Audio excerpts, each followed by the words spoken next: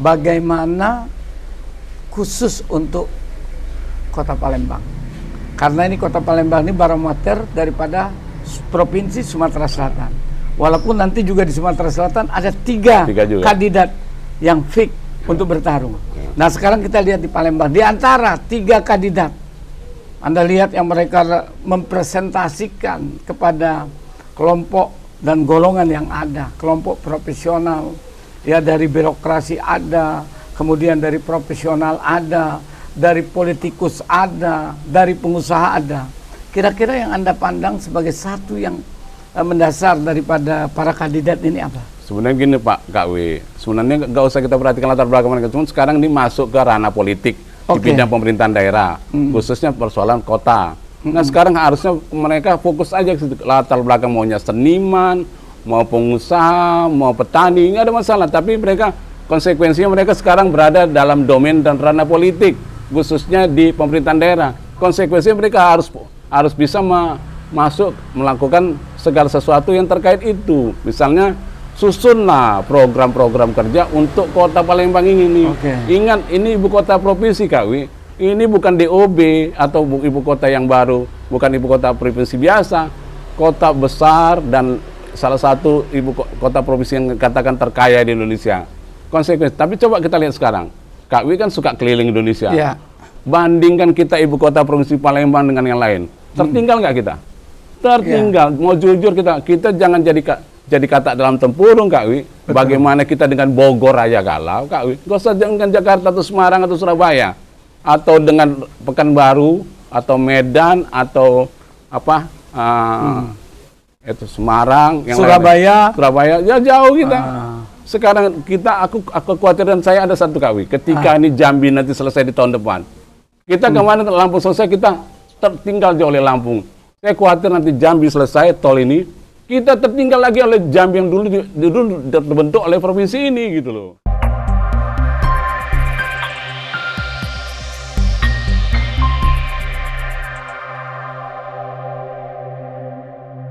Assalamualaikum warahmatullahi wabarakatuh, sahabat Suara Metropolitan dimanapun Anda berada. Hadir bersama kami kembali dalam podcast Suara Metropolitan, berita akurat terpercaya, fakta berbicara, bukti menjadi dalil, inspirasi daerah untuk Indonesia.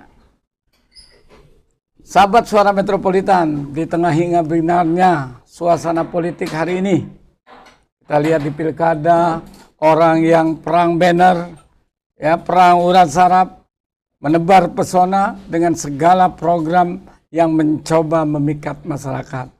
Hadir di sini kami undang di kediaman kami Bagindo Togar, seorang pengamat sosial dari Universitas Sriwijaya. Selamat sore kan, assalamualaikum buat semuanya. Ya. Ini sudah mendahului bahwa beliau ini mungkin masih ingat di podcast beberapa waktu lalu yang mengatakan tentang fenomena penyakit jiwa. Karena banner-banner yang bertebaran di sana sini dan berganti-ganti calon kepala daerah, begitu mudahnya gonta-ganti calon kepala, bakal calon ini berganti-ganti, bertambah terus. Ya. Ya kenapa? Terlalu mudah jadi calon kepala daerah. Seperti ngelamar kerja. Melamar kerja ya. Melamar kerja, tapi sekarang sudah kelihatan, sudah settle 3 kandidat. Karena udah masa penetapan sudah mulai, akhirnya masuk ke masa penetapan di tanggal 27 Agustus kemarin, itu kan terakhir pendaftaran. Pendaftaran 29 terakhir. 29. Berarti kita sudah 3 kandidat yang fix. Semuanya udah fix Indonesia. Ratu Dewa, tinggal Fitri, di kota kosong dan Yuda. Kota kosong sempat kemarin dikasih tempo sampai kemarin kan. Di 4 Lawang sama OI ini sudah selesai kan. Kota kosong berarti? Ya sudah keluar. Udah akhirnya karena udah batasnya habis tanggal 4 kan. Kemarin juga akhirnya contoh 4 Lawang sama Ogan Ilir. Akhirnya akhirnya ditolak KPU, sudah habis masa jabatan, masanya, dan syarat-syaratnya nggak terpenuhi. Akhirnya Ogan Ilir dan 4 Lawang akhirnya kota kosong. Kota kosong, 2 itu beralasan sih. Nah sekarang ini, Bung Togar, kita lihat bagaimana khusus untuk Kota Palembang. Karena ini Kota Palembang ini barometer daripada Provinsi Sumatera Selatan. Walaupun nanti juga di Sumatera Selatan ada 3 kandidat yang fix untuk bertarung. Nah sekarang kita lihat di Palembang, di antara 3 kandidat Anda lihat yang mereka mempresentasikan kepada kelompok dan golongan yang ada, kelompok profesional, ya dari birokrasi ada, kemudian dari profesional ada, dari politikus ada, dari pengusaha ada.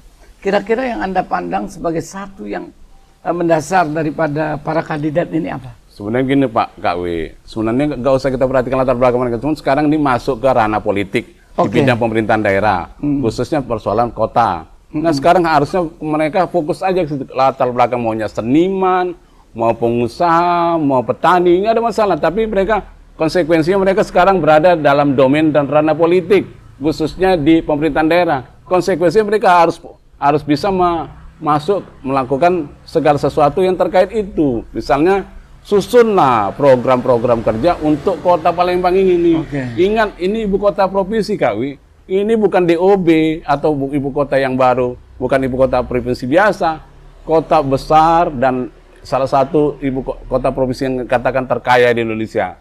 Konsekuensi. Tapi coba kita lihat sekarang. Kak Wi kan suka keliling Indonesia. Ya.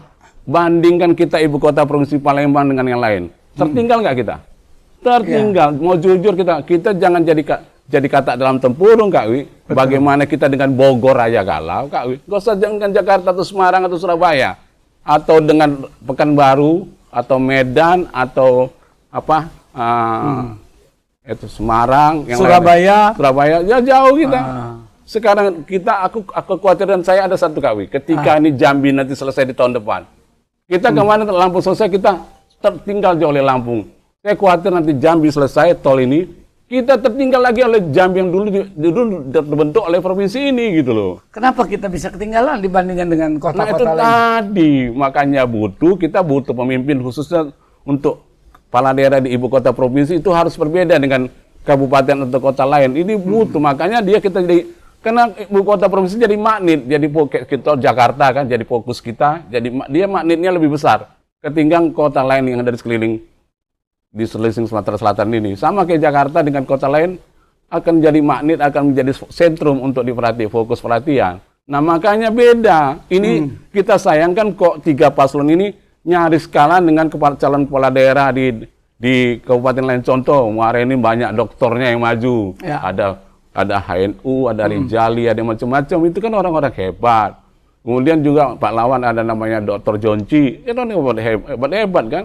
Ini kita tidak. Dan mereka punya program yang bagus. Kita ini coba perhatikan. Sampai sekarang belum ada yang berani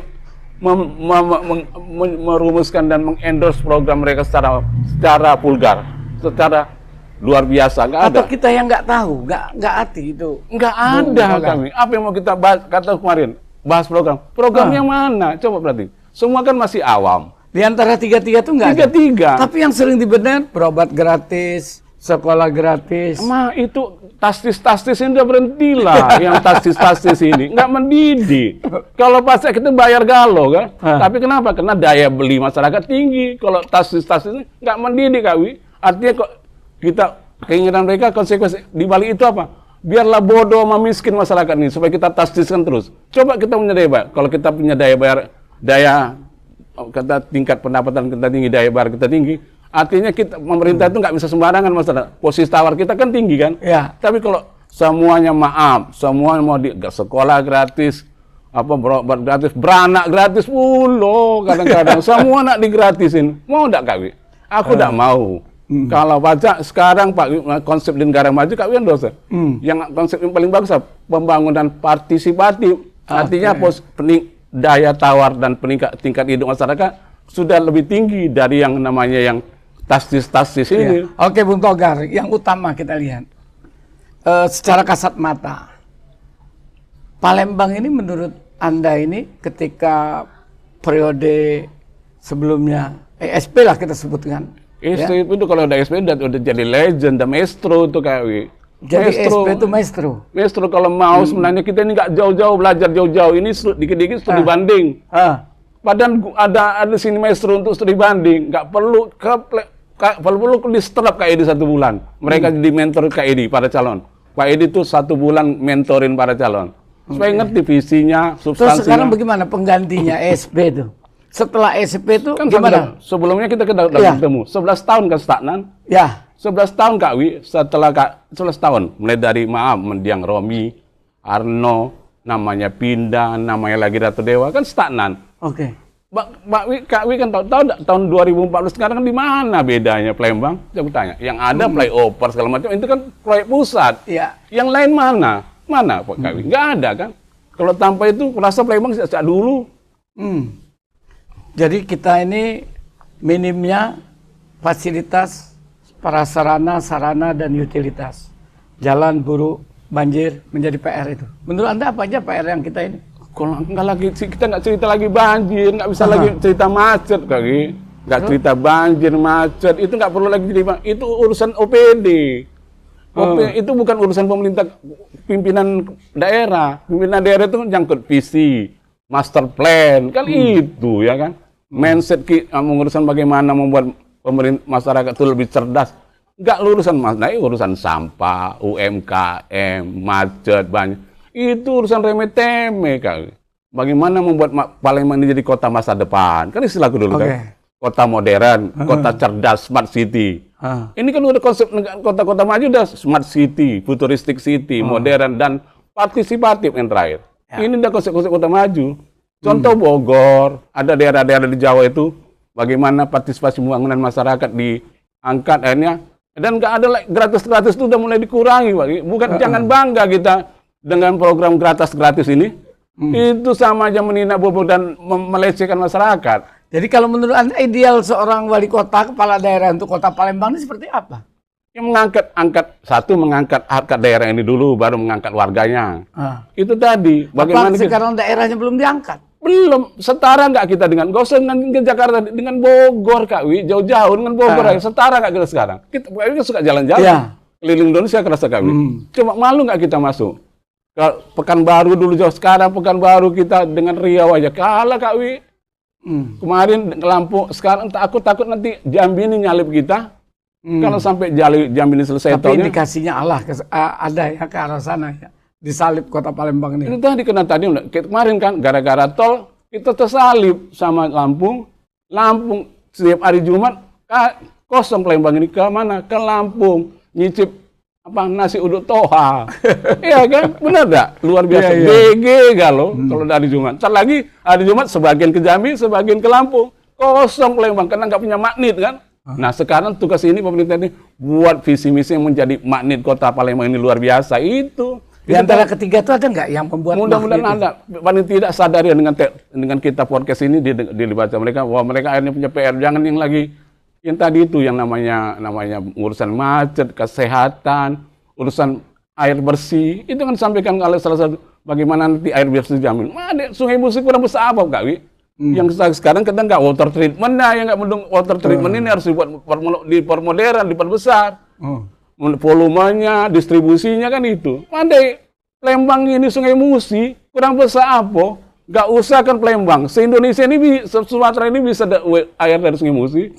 Kok kita masih ngurus? Jadi bahan air bakunya kita lebih dari cukup. Ya? Lebih dari cukup. Nah, terus kembali kepada tadi yang Anda belum menjawab. Kira-kira menurut Anda kriteria minimal kepala daerah untuk kota Palembang ini seperti apa profilnya? Pertama dia itu tadi pahami tuntutan apa yang kemarin ketinggalan PR kemarin itu disadari lah bahwa mereka pertama sekali mereka mampu introspeksi dan mampu membuat raport mereka sendiri. Bahwa raportku ke depan harus nilainya nggak lagi 6, harus 7,5 ke pucuk, ada dibuat raport. Dan raport ini ngawasi apa? DPRD. Kalau perlu bikin dewan kota. Ya. Kita kan beda dewan kota dengan DPRD. Dewan kota itu kalau nggak digaji, nggak punya anggaran. Anggarannya cuma anggaran tempat, tapi tidak ada gajinya. Ada daerah konsep dewan kota itu perlu. Ada memang itu konsep. Kenapa nggak dibikin DPRD? Nah ini yang ngawasi kinerja para eksekutif ini supaya tahu. Kak Edi dulu pernah loh belum bikin dewan kota. Iya. Cuman nggak berjalan. Ya Dewan Lalu Lintas sempat jalan. Saya gabung kepada Dewan Lalu Lintas kota itu. Ketuanya Profesor Dr. Erika Bukhari. Nah itu dihidupkan lagi. Kita hidup.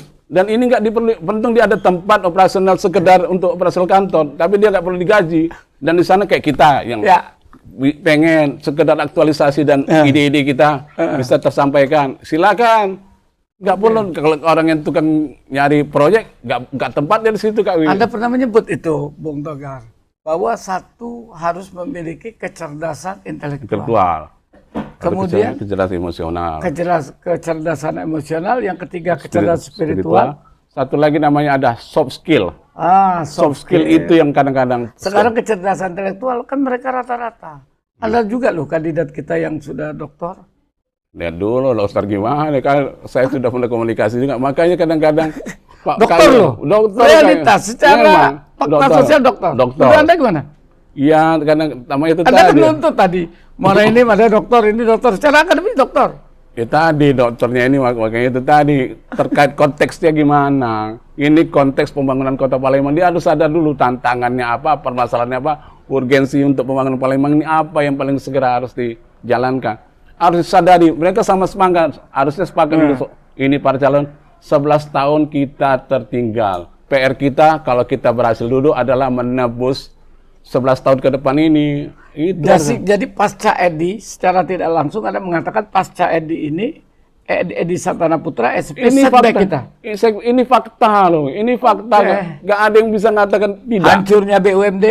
Iya, Bang Ketua. Transmusi sebagai sarana fasilitas, saya ikut terlibat itu. Sampah ya kan? Luar biasa. Sampahnya luar biasa. Penerangan lampu jalan nih. Lampu jalan. Jalan yang buruk. Air itu masalah air. Kan air. Dulu kan Saipul yang ahli menuju Jerman ini dipanggil ahli menuju Al-Qaeda. Lalu tiba-tiba terjadi revolusi distribusi air di Palembang sekarang. Tapi Anda bukan tim dari Pak Edi ya? Bukan. Kita ini nggak ada siapapun Kak Edi. Kita ini cuma dekat dengan kalian. Kita bicara fakta. Kak Edi kalau untuk Palembang ibarat kalau di The Legend-nya ya. Kalau di Medan di Tebing Tinggi ada namanya Surkani, mantan sekda jadi sekda Sumatera Barat. Kalau di Medan tuh itu legendnya, Dr. Randu Surkani.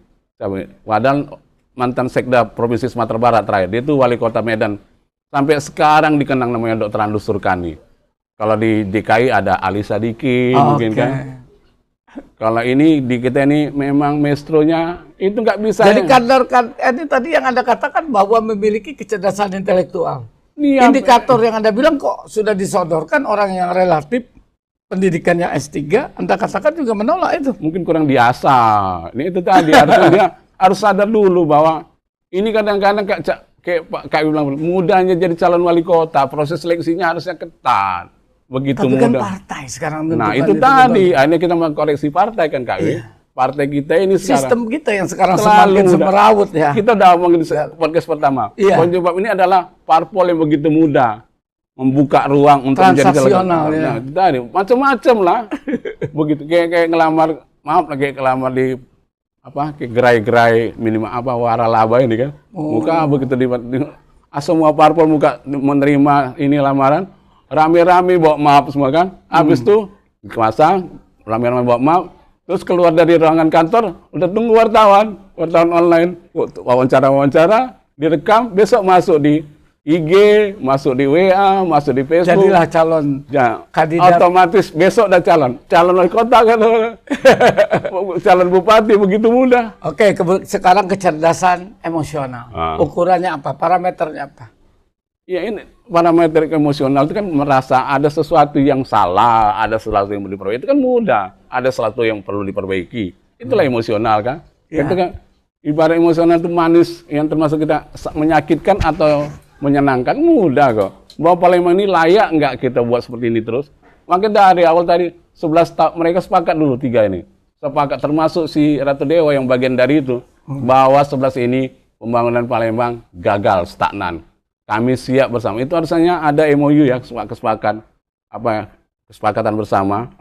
Ada fakta integritas. Fakta integritas bahwa kami akan buat Palembang tidak lagi stagnan pembangunan 5 tahun ke depan. Dan disaksikan KPU. Kenapa? Kalau mereka nanti ternyata punya stagnan, Palembang nggak boleh lagi ikuti pemilu pilkada.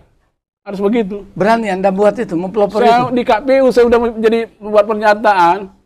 Kemarin ketika mendaftar, apa ketika? Waktu kemarin kan di KPU saya jadi 2 kali diundang bicara. Saya bilang di kantor KPU Provinsi, setiap kepala daerah yang tidak bahwa harus ada dampak positif daripada pilkada terhadap peningkatan kesejahteraan masyarakat. Jadi itu fakta integritas. Harusnya. Jadi kalau tapi belum. Ini udah usulan saya di KPU saya usul lama dan bapak saya. kalau tidak ada kemajuan yang signifikan, coba perhatikan, coba klik di Google. Belum ada satupun riset atau yang mengatakan bahwa unsur tentang bahwa pilkada akan memberikan dampak peningkatan kesejahteraan. Tidak ada satu hari ini. Dari universitas mana, lembaga ilmuwan mana, maupun ikatan alumni yang menyatakan bahwa pilkada itu berdampak baik terhadap peningkatan kesejahteraan.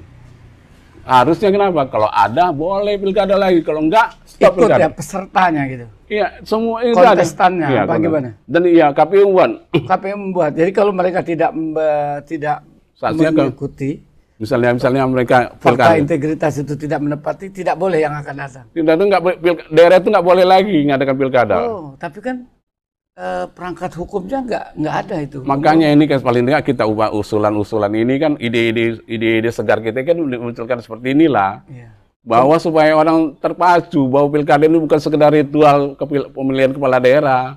Ini kan ritual demokrasi per 5 tahun untuk pergantian. Sekedar ritual. Harusnya substansinya juga kuat. Contoh tadi, Sumsel 5 tahun. Harusnya udah nggak boleh. Tapi ini sekarang lah. Harusnya udah nggak boleh. Palembang pun udah nggak boleh pilkada. Setelah peninggal Pak Alek kan coba. Ya 5 tahun Pak Herman Deru sama M-nya, apa kemajuannya? Nggak ada, begitu-begitu lah kan. Palembang gitu. Harusnya ke depan ini, harusnya Sumsel ini nggak boleh pilkada. Tunjuk aja dari Kemendagri atau dari pusat. Ini gua gubernur sama juga kota. Ini wali kota. Harusnya kalau melihat dari ini ya, kalau kita melihat acuan referensi itu kemarin adalah nilai ataupun raport bahwa kita stagnan. Ini provinsi sama ini yang boleh cuma Lubuk Linggau yang kemajuannya 4 Lawang boleh, yang maju-maju boleh. Iya. Yang lain-lain nggak boleh. Misalnya yang tertinggal nggak ada kemajuan, sebaiknya nggak boleh lagi ikut pilkada. Oke. Tapi itu kan persepsi Anda mungkin. Masyarakat yang lain? Ya kita kan ini kan justru mumpung bicara dengan Kak Wi yang juga seorang intelektual, ini kan ide-ide segar ini kan perlu. Oke, bisa itu. Kemudian yang ketiga, kecerdasan spiritual. Anda mengatakan tadi kan ada 3 kecerdasan. Kecerdasan spiritual ini terkait apa ya? Insting ya, terkait apa ya kalau Kak Wi tahu dari segi kesadaran, tidak korupsi, tidak minta setoran dari kepala dinas, dari camat, dari lurah. Ya itu tadi, macam-macam masuk ini. Kalau itu kan termasuk aspek moral ya. Iya. Pasti moral, termasuk hubungan dia dengan keagamaannya cukup tinggi, bahwa dia orang-orang yang cukup religius lah. Harusnya begitu, tapi kadang-kadang religius masih jadi bungkus. So, ya kalau udah maaf, kalau ini dekat-dekati kiai, dekat-dekati pesantren, ya kalau kan? sudah menjelang pilkada, mendekati ini ya kan, mulai atribut berganti, ya perempuan mulai berhijab-hijab, semuanya. Padahal tadinya enggak. Gitu. Terus yang laki-laki mulai bersongkok, dia pakai gamis, ini jahitan dihitam-hitamin, jenggot dipanjang-panjangin, mulai itu kan begitu kan? Jadi soleh semua ya. Soleh semua mendadak soleh. Kan ini itu tadi bungkus, padahal sebenarnya kena tuntutan politik bukan ketuntutan memang pribadinya, harusnya seperti itu. Makanya kita Pak Kak Wi tetap katakan kritislah kita milik pemimpin. Kita lihat track recordnya. Jangan tampil depan. Kalau bisa kita nge-review sampai belakang siapa sebenarnya. Tapi fakta sosial sudah berbeda loh sekarang Bung Togar.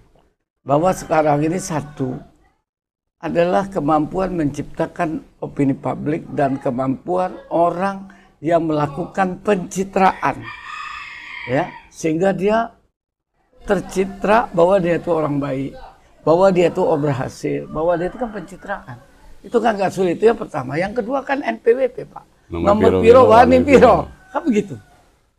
Ya makanya tadi kalau misalnya bisa sebenarnya itu persepsi itu harus kita pinggirkan. Nah, sebenarnya itu bisa mampu kalau kita punya kesadaran kolektif ya. Iya. Misalnya bagaimana para kandidat ini satu persepsi dengan pemilih bahwa yang kita utamakan adalah program.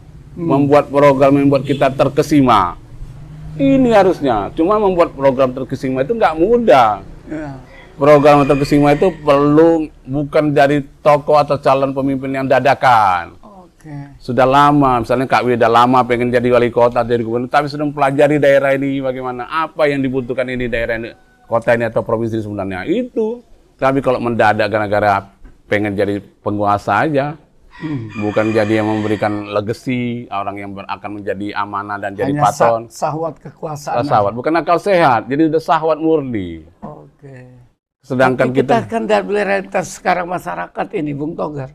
Kalau orang yang nggak populer, orang yang tidak mampu, sekarang kan pejabat-pejabat itu memang itu kan untuk pencitraan semua. dan ini juga banyak lembaga survei yang berkhusus membuat pencitraan dan lembaga survei yang bisa diorder untuk menggiring opini ada itu, tapi sebenarnya itu lihat waktu, kalau sudah mendekati rugi. Misalnya sekarang ada para kandidat yang sekarang meminta lembaga survei untuk menggiring, rugi buat dia, karena akan tidak tahu peluang di mana sisi lemah kuatannya.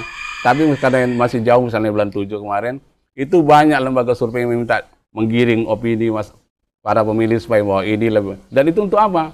Gunanya untuk Komisi A tadi, Ahok Alyong itu untuk memberikan itu sebagai funder kan. Oh, Iya. memang begitu ya? Ada funder Pasti. mereka fundernya ya? Iyalah, Ada bohir itu kan. Iya, bohir itu kita lah samanya.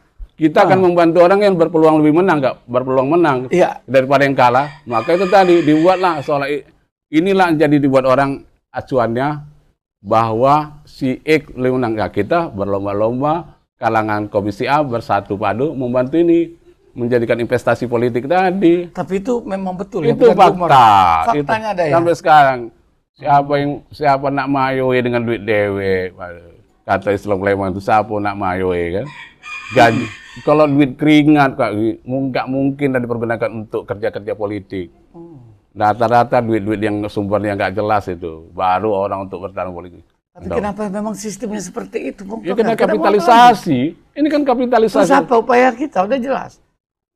Yang tadi ini sebenarnya bukan teman-teman tugas masyarakat, tapi partai politik, Iya. penyelenggara. Ini harus tugas rame-rame. Kalau mau kita mengadakan revitalisasi sistem politik kita ini, mengkoreksinya, nggak bisa tugas masyarakat aja, tugas akademisi, iya kan, tugas kalangan ulama, kiai, rame-rame bahwa sistem politik kita ini banyak yang harus diperbaiki, dikoreksi. Nggak bisa tugas penyelenggara murni, tapi dimulai oleh partai politik penyelenggara supaya itu domain mereka. Ngajaklah diajak kalangan akademisi, diajak para kiai bahwa kita harus merubah ini. Supaya apa? Supaya demokrasi kita makin maju, makin beradab, kan gitu. Coba sekarang kalau dari 3, kita kan nggak mau suka atau 3 suka fakta politik, realitas politik. Sekarang kan 3 calon kita. Untuk kota. Menurut Anda, yang ketiga-tiga ini kalaupun tidak ideal, yang mendekati ideal lah kira-kira. Bukan Kriteria Anda tuh apa yang harus mereka lakukan? Gitu? Tapi carilah salah satu yang punya pengalaman di pemerintahan, dikombinasikan dengan orang politik. Dia punya pengalaman birokrasi yang mumpuni, dikawinkan dengan orang punya latar belakang politik yang cukup baik. Jadi saya karena ada itu satu tuh. Jadi gini Kak, Kawi, nanti jadi pesan sponsor terkesan. Jadi gini, sebenarnya nggak layak. Sebenarnya awalnya kan kita mendorong supaya ini semua kan ranah politik. Tapi diambil ranah birokrasi. Sedangkan dari segi kita pelajari sekolah di kampus itu kan 4 tahap. Pertama adalah di luar filsafat dan etika adalah hukum, politik, lembaga pemerintahan, baru birokrasi. Betul. Tapi kok lembaga birokrasi bisa menyalip ke atas? Dia kan orang makhluk birokrasi bisa menyalip makhluk hukum, makhluk politik. Dia di atas sekali. Kenapa tadi lucunya kalangan makhluk politik ini nggak mampu menghadapi orang-orang seperti ini dengan faktor apa? Dengan alasan popularitas, elektabilitas. Padahal itu tadi bisa saja disebutkan, kita bilang tadi mungkin aja di awal itu kan bisa didesain semua ini kan. Cuman itu tadi alasannya surveinya tinggi, elektabilitas tinggi, maka akhirnya dalam tanda kutip mengalah lah tadi. Lucunya rame-rame pula partai politik ini, contoh PDIP berbiasana yang cukup berpengalaman, Golkar, Gerindra bersatu padu mendukung si birokrat tadi. Ada apa gitu. Tapi sudahlah, ini jadi kekuatan politik baru buat si kalangan birokrat. Dan untung ada kemarin, kalau untung si orang Gerindra masih mendorong. Kekhawatiran saya kemarin kalau bukan Gerindra dapat ditambah orang lain lagi, nah itu bahaya betul kita. Tapi dengan undang-undang politik yang baru yang disahkan oleh MK 60 dengan 70 itu kan melempangkan sebenarnya kan.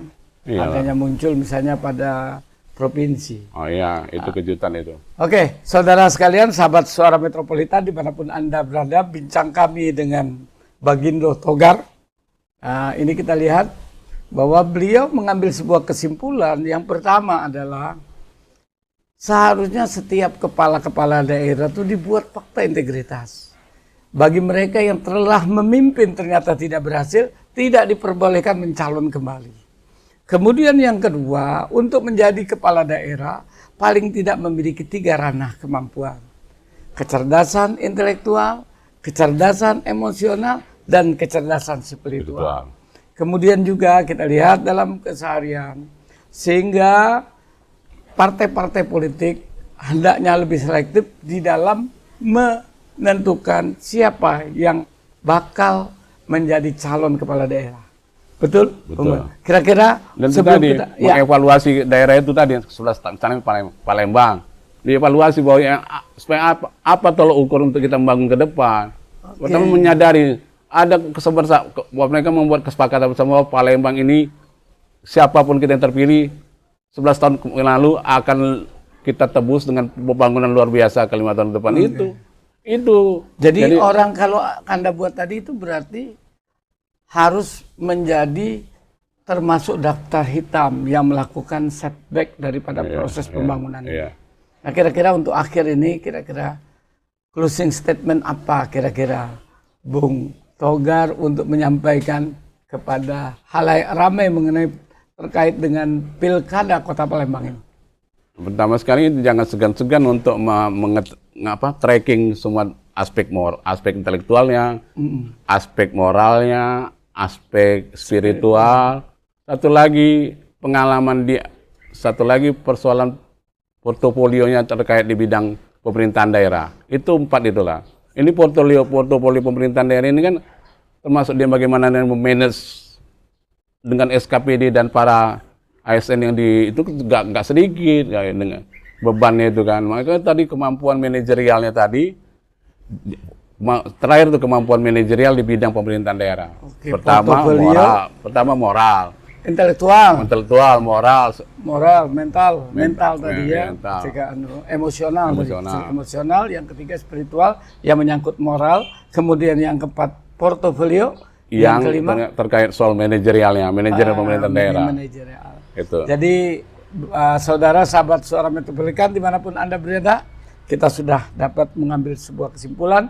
Mudah-mudahan kita dapat berjumpa kembali dalam podcast selanjutnya mengenai Pilkada untuk Provinsi Sumatera Selatan. Demikian podcast kita hari ini dari Suara Metropolitan, berita akurat terpercaya, fakta berbicara, bukti menjadi dalil, inspirasi daerah untuk Indonesia. Salam sejahtera untuk kita semua. Oke.